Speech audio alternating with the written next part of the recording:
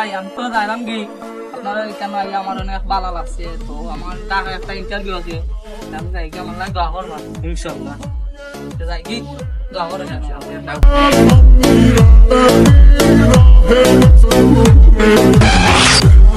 বড় ভাই একটু দেখা শোনা চলতে পারেন না কি রে তুই আমার সাথে এরকম কথা বললি কেন?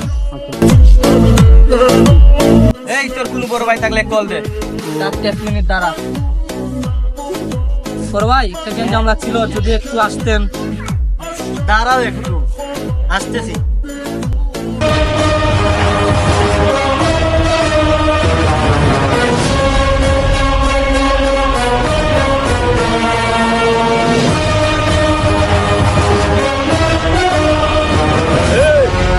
खिलाड़ी को पकड़